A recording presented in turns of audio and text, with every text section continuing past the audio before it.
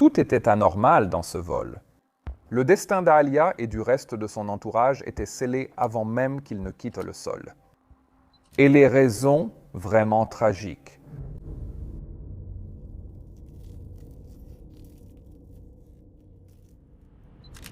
En fin d'après-midi, le 25 août 2001, le soleil tapait sur le tarmac de ce qu'on appelait alors l'aéroport de Marsh Harbour, un petit terrain situé sur une péninsule de l'île de Great Abaco, au nord des Bahamas. Mais Marsh Harbour n'est pas le genre d'aéroport que la plupart des gens imaginent lorsqu'ils pensent aux voyages aériens internationaux. Il n'y a pas de longues passerelles télescopiques ni de voies de circulation bordées de gros porteurs. À la place, l'aéroport dessert les îles dispersées de l'archipel des Abacos avec un petit nombre d'appareils, des vols charters et des avions privés, transportant souvent des passagers sur les 300 km qui séparent les Bahamas de la pointe sud de la Floride. Ce jour-là, garé près du bord du tarmac en ce samedi étouffant, se trouvait un petit Cessna 402 Bravo blanc immatriculé November 8097 Whiskey. Ce type de petit bimoteur à piston était couramment utilisé à l'époque pour les vols courts de navette entre les îles et le continent, et ce jour-là, il était piloté par un seul pilote et s'apprêtait à transporter 8 passagers. Parmi eux se trouvait Aalia, une chanteuse et actrice de 22 ans dont la carrière avait connu une ascension fulgurante à la fin des années 1990 et au début des années 2000. Et elle était accompagnée de son entourage, qui était rapidement monté à bord et avait pris place avec ses bagages. Dehors, le soleil de fin d'après-midi était bas lorsque le pilote termina de préparer l'avion pour le départ et commença bientôt la séquence de démarrage des moteurs. Peu après, le silence du tarmac fut rompu par le grondement des 2 moteurs à piston prenant vie et le petit avion entama son trajet vers la piste pour décoller. Il était physiquement incapable d'y parvenir. À l'été 2001, Aalia s'était rendue aux Bahamas avec une petite équipe de production pour tourner le clip de Rock the Boat, l'un des singles de son album éponyme récemment sorti. À ce stade de sa carrière, elle était déjà devenue l'une des figures les plus reconnaissables du R&B contemporain et le label voulait un clip qui corresponde au style cinématographique soigné qui avait défini ses précédentes sorties. Le concept de ce clip en particulier était centré sur de vastes vues sur l'océan, des eaux turquoises peu profondes et de longues étendues de sable clair. Le genre de décor qu'il serait impossible de reproduire sur un plateau de studio. C'est pourquoi la production a été programmée sur place aux Bahamas, qui était alors devenue une destination courante pour les tournages de films et de clips musicaux américains. Vous cherchez un décor tropical sans avoir à parcourir la moitié du globe pour en trouver un? Mais travailler dans un endroit comme celui-ci crée toujours des défis logistiques qui n'existent pas dans les productions en studio classique, et cela s'explique par le fait qu'une équipe professionnelle de tournage de clips musicaux ne voyage jamais léger. Même un tournage relativement modeste nécessite plusieurs caméras, supports stabilisés, équipements d'éclairage, batteries, matériel sonore, garde-robe, trousses de maquillage, ainsi que les bagages personnels des acteurs et de l'équipe technique. Une grande partie de cet équipement doit être transporté dans des caisses rigides pouvant peser 20 à 30 kg chacune. Donc, lorsque des dizaines de ces caisses sont déplacées ensemble, la charge totale peut rapidement atteindre plusieurs centaines de kilos. Sur une production sur le continent, ces charges seraient normalement transportées par camion entre les différents sites, mais sur une chaîne de petites îles, le seul moyen pratique de déplacer rapidement à la fois les personnes et le matériel, c'est par avion. Donc, dans ce cas, une série de vols cargo affrétés avait amené tout l'équipement sur l'île en premier lieu. Ces productions fonctionnent également de manière très dynamique, avec des décisions prises à la dernière minute. C'est pourquoi les petits avions affrétés font souvent partie intégrante du travail de production sur les îles. Cela inclut des avions comme le Cessna 402, le Piper Navajo ou le Beechcraft King Air, qui sont conçus spécifiquement pour des vols courts transportant de petits groupes de passagers entre des aéroports qui peuvent n'avoir qu'une seule piste et une infrastructure au sol limitée. Ces avions peuvent aussi décoller à des horaires flexibles et déplacer équipes et matériel bien plus vite que les ferries ou l'aviation commerciale. Et dans les jours précédant le 25 août, l'équipe de production d'Aalia se déplaçait entre différents endroits autour des Abacos pendant le tournage des scènes de plage et d'océan de cette vidéo. Et comme pour beaucoup de tournages en extérieur, le planning s'était progressivement resserré à mesure que l'équipe essayait de terminer chaque prise prévue avant leur départ. Dans l'après-midi du dernier jour de tournage, le travail était enfin terminé et l'équipe commença à se préparer à retourner en Floride, où la prochaine étape de la post-production les attendait. Et cela signifiait évidemment qu'ils devaient maintenant rassembler tout leur matériel, emballer les caisses et organiser les courts vols charter qui ramèneraient tout à l'aéroport d'Opa-locka, un petit aérodrome juste à l'extérieur de Miami. Pour organiser cela, l'équipe de production a travaillé avec un courtier afin d'affréter un petit avion bimoteur. Un changement de compagnie charter de dernière minute a rendu l'affrètement initial impossible. Ils avaient donc trouvé une nouvelle compagnie, Black Hawk International Airways, qui était un petit opérateur charter basé en Floride et qui assurait régulièrement des vols entre le sud de la Floride et les îles du nord des Bahamas. Ce changement signifiait qu'au lieu de voler à bord du plus grand Cessna 404 initialement prévu, le groupe utiliserait désormais le plus petit Cessna 402 Bravo, un avion dont la masse maximale au décollage était d'environ 700 kg inférieure à celle de l'appareil initialement prévu. Sur le papier, ce vol charter semblait être exploité selon une structure assez typique. Le Cessna 402 Bravo, qui était prévu pour le vol, n'était pas directement immatriculé au nom de Black Hawk International Airways, mais était plutôt enregistré comme appartenant à une société appelée Skystream Incorporated. Ces arrangements étaient courants dans les petites compagnies de vol charter où la propriété, la location et l'exploitation des avions étaient souvent réparties entre plusieurs entités juridiques. Dans de nombreux cas, une société détenait l'avion lui-même au sein d'une entité, tandis que les vols charter étaient commercialisés et exploités sous une autre. Mais ce que les enquêteurs allèrent découvrir plus tard, c'est que la relation entre ces deux sociétés était plus étroite qu'il n'y paraissait au premier abord. Vous voyez, les registres de la société Skystream Incorporated indiquaient une adresse à Pembroke Pines en Floride, et lorsque ces registres ont été comparés avec les documents déposés par Black Hawk International Airways, ils ont révélé que les deux sociétés partageaient la même adresse officielle. En fait, l'adresse utilisée pour les deux dépôts de société correspondait à l'adresse personnelle du propriétaire associé à la compagnie de charter. Et l'on découvrirait également que les documents relatifs à la propriété de l'avion n'étaient que la partie émergée de l'iceberg en matière de pratiques douteuses. Un autre détail qui attirerait plus tard l'attention était le fait que le pilote de ce vol fatidique avait rejoint l'exploitation très récemment. Selon les dossiers examinés par les enquêteurs, il avait été embauché seulement quelques jours avant ce vol précis pour piloter l'avion au nom de Black Hawk International Airways. Les compagnies d'affrètement embauchent et licencient des pilotes en permanence, il n'est donc pas rare qu'elles le fassent lorsqu'un besoin se présente. Mais selon l'accord d'exploitation de cet avion, la situation était plus restrictive qu'il n'y paraissait. Vous voyez, le November 8097 Whiskey n'était autorisé à être exploité commercialement que par le propriétaire de Black Hawk Aviation. Mais il n'était pas le pilote ce jour-là. Ce pilote récemment embauché était aux commandes pendant que le propriétaire était en Floride. En d'autres termes, même si le pilote avait été embauché pour effectuer le vol au départ de Marsh Harbour ce jour-là, il ne détenait pas l'autorisation requise pour piloter légalement cet avion spécifique.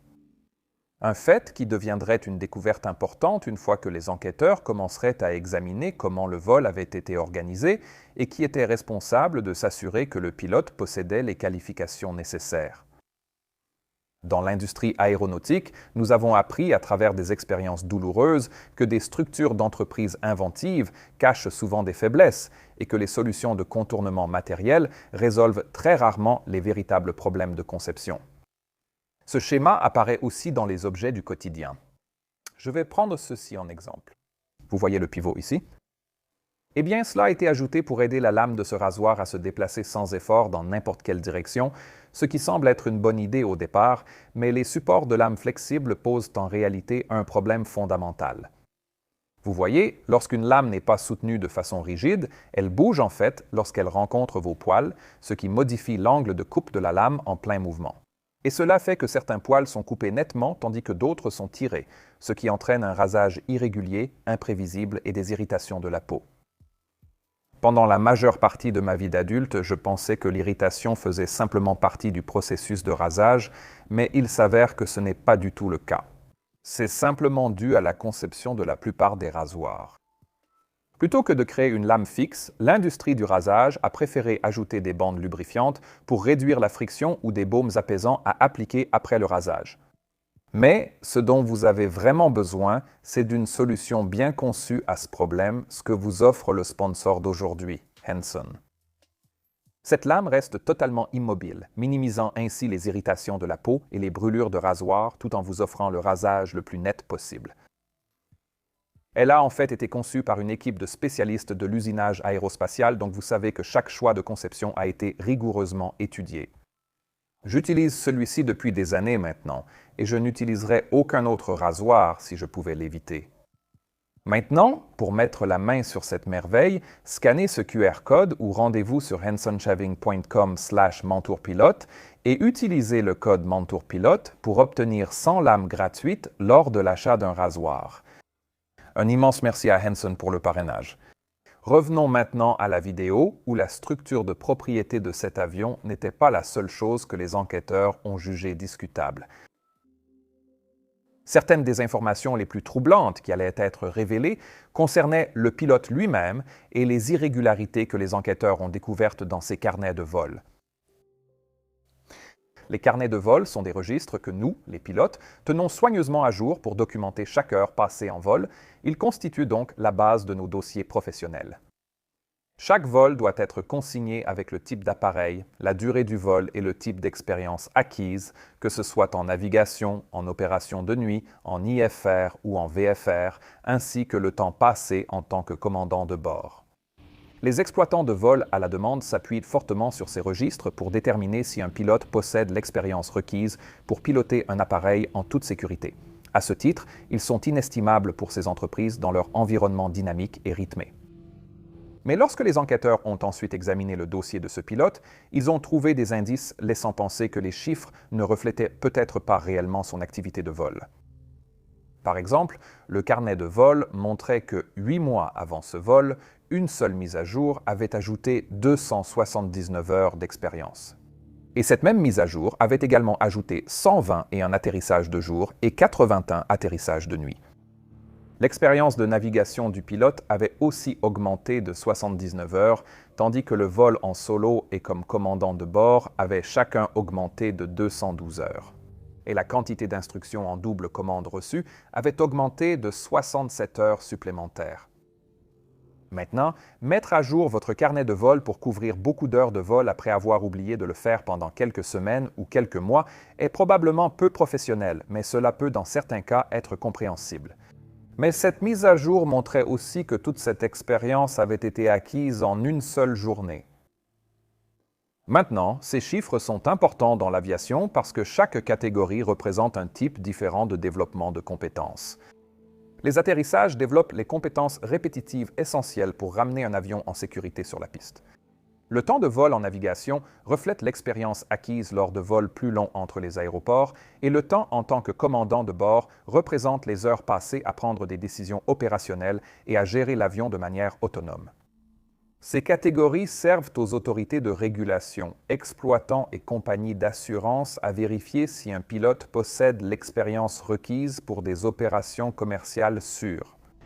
Et il en va de soi que l'expérience compte en particulier sur des avions comme le Cessna 402 qui nécessitent une manipulation soigneuse lors du décollage et de l'atterrissage, surtout lorsqu'on opère près des limites de ses performances. Tout exploitant, y compris ceux de vol à la demande, est censé vérifier l'expérience d'un pilote avant de lui confier des vols avec passagers. Précisément parce que ces passagers comptent sur l'exploitant pour s'assurer que la personne dans le cockpit possède les qualifications nécessaires. Ainsi, l'apparition soudaine de centaines d'heures dans plusieurs catégories a donc soulevé de sérieuses questions concernant l'expérience réelle de vol de ce pilote. En termes pratiques, il est très probable que ce pilote ait tout simplement inventé des centaines d'heures d'expérience afin de se rendre plus employable et qualifié. Une manœuvre qui n'aurait pu fonctionner que lors d'une candidature auprès d'une petite compagnie de vol charter. Les compagnies aériennes et les exploitants plus importants auraient immédiatement décelé ces falsifications et le pilote n'aurait jamais été embauché. Mais à présent, il l'était et dans ce cas, à la fois tragiquement et ironiquement. Si ce clip vidéo avait été tourné un mois plus tard, après le 11 septembre 2001, cette histoire ne se serait probablement jamais produite. Des contrôles plus stricts sur les vérifications préalables et les antécédents des pilotes après le 11 septembre auraient révélé ces incohérences. Celles-ci ainsi que les problèmes juridiques récurrents du pilote, qui comprenaient une arrestation et une condamnation pour crime pour possession de cocaïne seulement quelques semaines avant d'être embauché par Black Hawk Aviation. Comme mentionné plus tôt, l'après-midi du 25 août, le tournage dans les Abacos s'est terminé et l'équipe de production se préparait pour le vol de retour en Floride. L'aéroport fonctionnait normalement pour un samedi d'été, avec quelques petits avions reliant les îles au continent, tandis que les équipes chargeaient les bagages à la main sur le tarmac. Mais pour ce groupe de production qui se préparait maintenant à quitter l'île, le processus de départ aurait été très différent de celui d'un vol charter ordinaire. Au lieu de la collection habituelle de valises et de bagages à main, l'équipement en attente de chargement comprenait maintenant aussi ces lourdes valises de protection utilisées pour le matériel de tournage que j'ai mentionné plus tôt. Et lorsque ces valises étaient combinées avec les bagages personnels des passagers, la charge utile totale pour chaque passager aurait été nettement plus élevée que lors d'un vol charter normal. En plus de cela, plusieurs témoins ont ensuite déclaré aux enquêteurs que des membres du groupe faisaient pression sur le pilote pour qu'il parte le plus rapidement possible, car ils étaient impatients de rentrer en Floride au plus vite. Et cela aurait pu le pousser à sauter certaines étapes lors du chargement et des procédures de prévol. En d'autres termes, cela aurait signifié qu'il n'a jamais exercé l'autorité de commandement que l'on attend de la personne responsable d'une opération relativement complexe comme celle-ci. Vous voyez, dans l'aviation, le commandant de bord est en fin de compte toujours responsable de déterminer si un vol peut être effectué en toute sécurité ou non, quelles que soient les pressions extérieures. Dans ce cas, il semble qu'il n'ait pas voulu prendre position ni refuser de piloter l'avion tel qu'il était chargé. Des témoins ont aussi décrit plus tard le chargement désordonné des bagages et de l'équipement à bord du Cessna. Et c'est un détail important ici, car contrairement à un avion de ligne commerciale ou même à un appareil plus grand comme un Cessna Caravan, un avion de cette taille ne sépare pas les bagages des passagers dans des soutes à bagages sous le plancher de la cabine. À la place, les bagages sont placés dans de petits compartiments ou directement à l'intérieur de la cabine elle-même, ce qui signifie que l'emplacement de ce poids peut être tout aussi important que la quantité totale de poids transporté. En fait, l'une des étapes les plus élémentaires dans la préparation de tout avion avant le départ consiste à calculer son poids et son centrage, ce que nous, les pilotes, faisons en additionnant le poids de l'avion lui-même, le carburant à bord, les passagers, ainsi que tout bagage, fret ou service de restauration. Et ces chiffres sont ensuite utilisés pour déterminer le centre de gravité de l'avion, qui représente le point où l'on peut considérer que le poids de l'avion est centré. Dans ce cas, cependant, les enquêteurs ont déterminé plus tard qu'aucun des passagers ni leurs bagages n'avait été pesé avant le vol et que le pilote lui-même chargeait les bagages. L'équipement a simplement été chargé dans l'avion pendant que les passagers embarquaient et prenaient place. Et parmi ces passagers se trouvaient 2 membres du personnel de sécurité d'Enterark, pesant chacun environ 135 kg, qui ont ensuite été installés sur les sièges les plus à l'arrière de l'appareil. Dans les petits avions comme le Cessna 402, ces détails comptent énormément. Les marges de poids autorisées sont relativement étroites ici, donc même quelques passagers lourds ou des pièces de fret placées trop à l'arrière peuvent déplacer de façon spectaculaire le centre de gravité de l'appareil. Lorsque le chargement de cet avion a été reconstitué par la suite, les résultats se sont révélés alarmants. D'après les poids estimés des passagers, des bagages et de l'équipement, l'appareil avait été chargé à plus de 410 kg au-dessus de sa masse maximale autorisée au décollage. Et cela était en partie dû au fait que l'avion transportait 9 personnes à bord, soit une de plus que ce pour quoi il était certifié. En plus de cela, rien n'indique que le pilote ait jamais effectué un quelconque calcul de masse et centrage, ce qui signifie qu'il n'avait probablement aucune idée que la répartition du poids avait déplacé le centre de gravité de l'appareil d'environ 11 cm au-delà de la limite maximale autorisée vers l'arrière. Pour quelqu'un qui ne connaît pas la masse et le centrage des avions, 11 cm peuvent ne pas sembler beaucoup.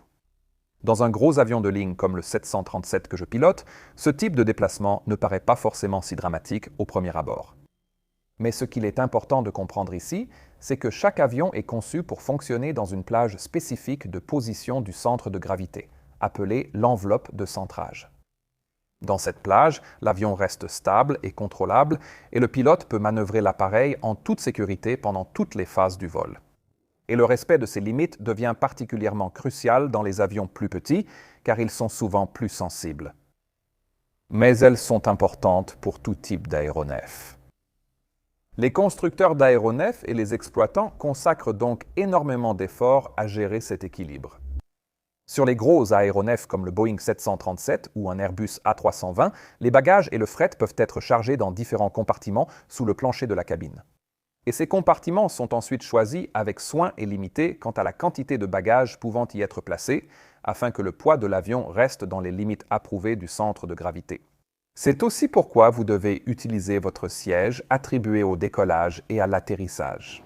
Sur les vols long courriers, le carburant peut alors être utilisé pour ajuster l'équilibre de l'appareil, certains gros avions de ligne pompant même du carburant entre les réservoirs afin de maintenir le centre de gravité de l'avion dans une position optimale et stable. Les avions modernes à commandes électriques, comme la famille Airbus, vont souvent plus loin. Leurs calculateurs de vol surveillent en permanence l'équilibre de l'appareil et peuvent aider à stabiliser l'avion si le centre de gravité se déplace à l'intérieur de l'enveloppe approuvée. Mais même ces systèmes sophistiqués fonctionnent toujours dans des limites strictes. Si le centre de gravité de l'appareil sort de cette enveloppe, même les systèmes de contrôle de vol les plus avancés ne peuvent pas aller à l'encontre des lois de la physique. Le Cessna 402, lui, n'a ni ces systèmes automatisés, ni un grand compartiment à bagages pour répartir le poids. Sa cabine est assez compacte, ses options de chargement sont limitées, et la plage acceptable du centre de gravité est donc très étroite. Donc, en termes pratiques, cela signifie que le simple fait de déplacer des passagers ou du fret peut modifier l'équilibre beaucoup plus radicalement que dans un avion beaucoup plus grand. Maintenant, lorsque le centre de gravité se déplace trop vers l'arrière, comme cela a été le cas ici, l'avion devient nettement moins stable en assiette, car les empennages horizontaux perdent une partie de l'effet de levier qu'ils utilisent normalement pour contrer la portance des ailes. Et l'avion devient donc beaucoup plus facile à cabrer, parfois même trop facile. Mais en même temps, il devient beaucoup plus difficile de contrer ce cabrage une fois qu'il a commencé. Et cette perte de stabilité devient évidemment particulièrement dangereuse pendant la phase de décollage, lorsque l'avion est lent, proche du sol et qu'il opère à la limite de ses performances aérodynamiques. Donc, au moment où cet avion s'est aligné sur la piste à Marsh Harbour cet après-midi-là, il n'était pas seulement lourd. Il était également très mal équilibré, d'une manière qui le rendrait beaucoup plus difficile à contrôler précisément au moment où ce contrôle précis était le plus crucial. Et s'il devait cabrer rapidement après le décollage, ce pourquoi il était maintenant configuré, avec le poids supplémentaire qu'il transportait également, ses ailes pourraient rapidement dépasser leur angle d'attaque critique et l'avion aurait alors beaucoup plus de chances d'entrer en décrochage aérodynamique. Dans des conditions de chargement normales, un pilote abaisserait vite le nez et se remettrait aisément d'une telle situation. Mais encore une fois, avec le centre de gravité déplacé très vers l'arrière, cet avion résisterait désormais à ces actions correctrices, rendant extrêmement difficile la réduction de l'angle d'attaque et le rétablissement d'un écoulement normal de l'air sur les ailes. Et comme si ces problèmes ne suffisaient pas, les enquêteurs allèrent plus tard découvrir un autre détail profondément inquiétant. Des analyses toxicologiques menées par la suite ont révélé que le pilote aux commandes avait de l'alcool et de la cocaïne dans son organisme.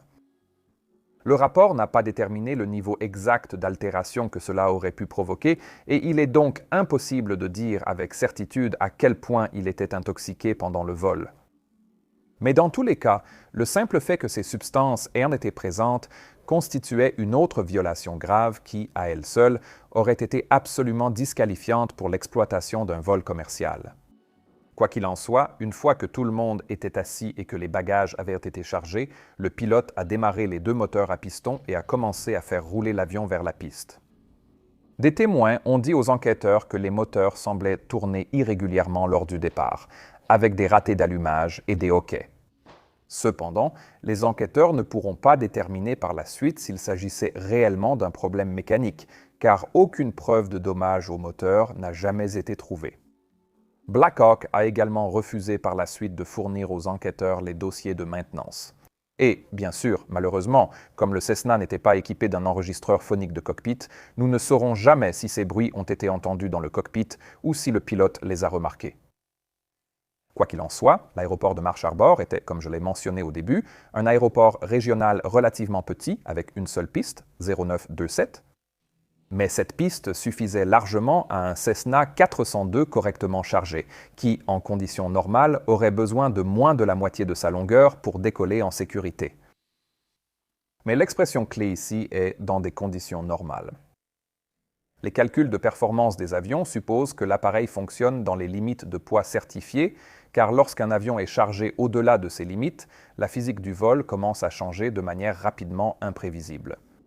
Les ailes doivent générer plus de portance pour supporter la masse supplémentaire, et générer cette portance nécessite une vitesse plus élevée, ce qui signifie à son tour que l'avion aura besoin d'une plus grande distance pour accélérer sur la piste avant de pouvoir décoller en toute sécurité. En même temps, l'excès de poids réduit également la capacité de l'avion à monter une fois qu'il a quitté le sol, car les moteurs doivent travailler davantage simplement pour maintenir l'avion en vol, ce qui laisse beaucoup moins de performance disponible en cas de problème éventuel. Donc, avec cela en tête, à 18h50, heure locale, alors que le soleil se couchait, les moteurs en marche et les passagers à bord attachés à leur siège, le pilote a aligné l'avion et a commencé sa course au décollage. Le petit bimoteur a lentement accéléré sur la piste, les moteurs propulsant l'avion surchargé vers l'avant. Plus tard, des témoins ont décrit l'avion comme ayant du mal à décoller et qu'il avait eu besoin de plus de 100 mètres supplémentaires de piste par rapport à la normale pour s'envoler. Les enquêteurs ont également noté que les volets avaient été réglés à 15 degrés, ce qui aurait encore augmenté la traînée pendant la course au décollage, puisque selon la checklist, les volets auraient dû être réglés sur 0. Puis, presque aussitôt après le décollage, les choses ont commencé à mal tourner quand le nez de l'avion s'est brusquement élevé plus que prévu. En raison de son centre de gravité reculé, l'avion était désormais beaucoup plus sensible aux commandes d'assiette. Ainsi, même la légère action sur les commandes effectuées par le pilote pour essayer de faire cabrer l'avion a immédiatement fait monter le nez à des angles presque irrécupérables en moins d'une seconde. Et cela signifiait qu'à seulement quelques mètres au-dessus du sol, le Cessna s'est rapidement retrouvé en décrochage aérodynamique complet.